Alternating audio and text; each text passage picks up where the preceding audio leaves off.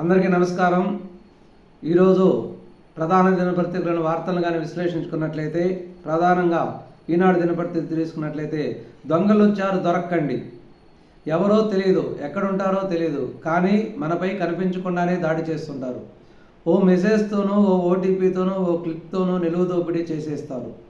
Calendar మారుతున్న వేళ చేతిలో సెల్ ఫోన్లు ఉన్న ప్రతి ఒక్కరికి సవాలు విసురుతున్న సైబర్ నేరాలు. 2025లో ఈ ముప్పు మరింత పెరిగే అవకాశం ఉంది. ఈ సరికొత్త పిండారులను ఎదుర్కోవాలంటే కావాల్సింది అప్రమత్తత, అవగాహన. అందుకే సైబర్ సావధానం. మనం మోసపోయినప్పుడు ఇబ్బంది పడేదానికన్నా మోసపోకుండా ముందుగా జాగ్రత్తలు తీసుకోవటం చాలా ఇంపార్టెంటు.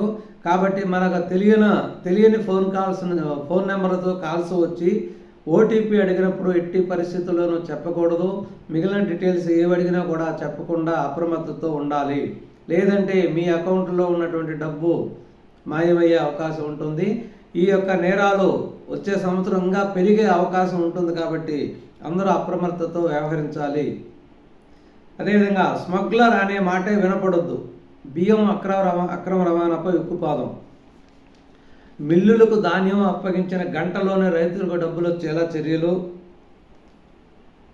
కృష్ణా జిల్లా పర్యటనలో సీఎం చంద్రబాబు వెల్లడి. ఎట్టి పరిస్థితుల్లో బియ్యం అక్రమ రవాణా జరగకూడదు, స్మగ్లర్ అనే మాటే వినపడకూడదు. కాబట్టి కఠినంగా శిక్షించండి. అధికారులు పూర్తి చర్యలు తీసుకొని కఠినంగా శిక్షించండి. రైతుల వద్ద సేకరించిన ధాన్యమును 24 గంటల్లోపు 2 గంటల్లోనే చెల్లింపు చేయండి అని ఆదేశించడం జరిగింది. ఒళ్ళు ఉంచి పనిచేస్తా, మీ సహకారంతోనే అభివృద్ధి. ప్రతి 3 నెలలకు మన్యం జిల్లాకు వస్తా. ఉప ముఖ్యమంత్రి పవన్ కళ్యాణ్. గిరిశిఖర గ్రామంలో రోడ్డు నిర్మాణానికి శంకుస్థాపన. ఇది ఒక రకంగా చెప్పుకోదగ్గ మంచి పరిణామము. ఎందుకంటే గిరిజన జిల్లాలో విశాఖ, మన్యం జిల్లాలో ఎవరు కూడా దాదాపు ఎక్కువ పర్యటించరు. ఎందుకంటే నక్సలైట్లు ప్రభావితం ఉన్న ప్రాంతాలు. అటువంటి ప్రాంతాలలో deputy chief minister Pawan Kalyan గారు పర్యటించి అక్కడ ప్రజలకు హామీ ఇచ్చి కొన్ని రోడ్ల పనులకు శంకుస్థాపన చేయడం జరిగింది. డోలీ మోతలు అనేవి డోలీ నడకలు అనేవి ఇంక వద్దు.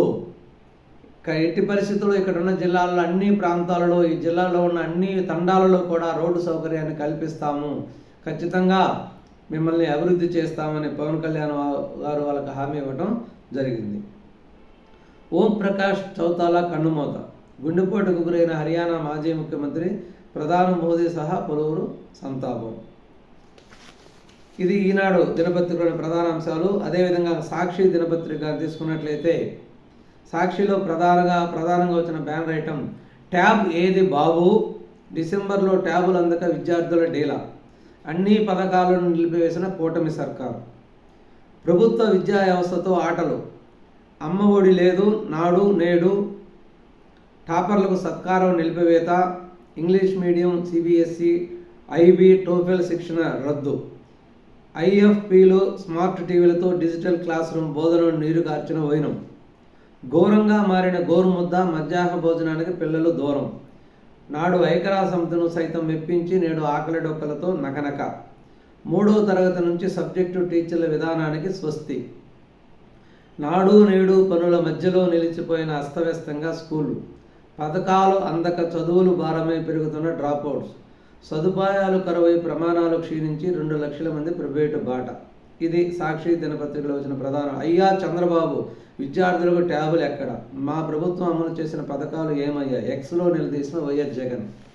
అంటే కుంభకోణం చేయడానికి ఇంకేమీ దొరక అన్నిట్లో కుంభకోణం చేస్తూ అవి చాలదన్నట్లు కనీసం విద్యార్థుల ట్యాబుల్లో కూడా ఒక కుంభకోణం జరిగింది. ఎలిమెంటరీ స్కూల్ విద్యార్థులకి, హై స్కూల్ విద్యార్థులకి ట్యాబులు అవసరమా? మొదలు పిల్లల నుంచి సెల్ ఫోన్లు దూరం చేయలేక పేరెంట్స్ అనేది నానాకు ఇబ్బందులు పడుతున్నారు. వాళ్ళ ఇబ్బందులు అయితే వర్ణనాతీతం.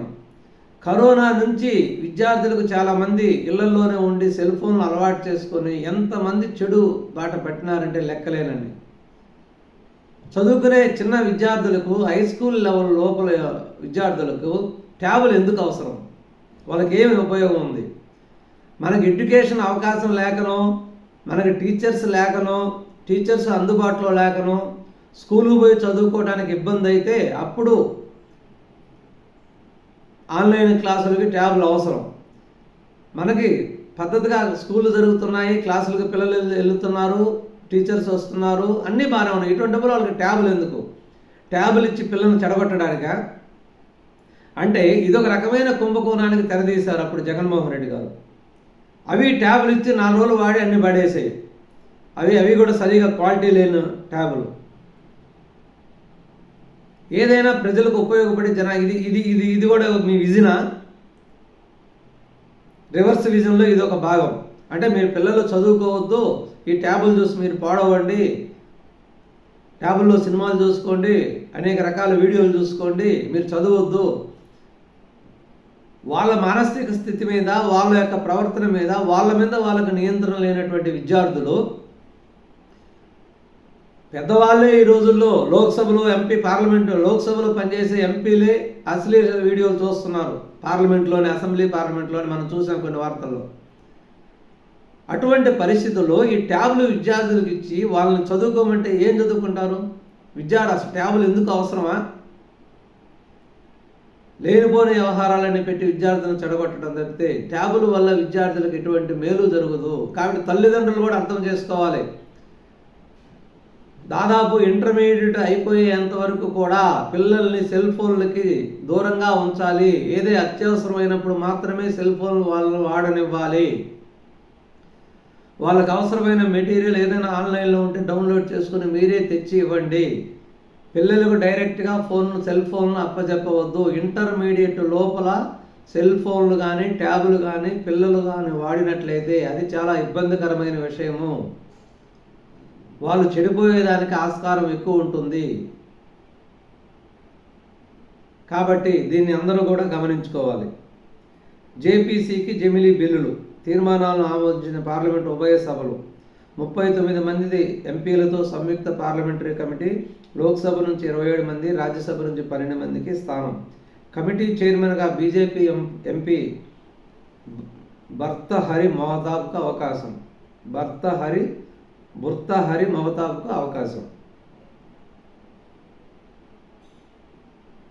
అదేవిధంగా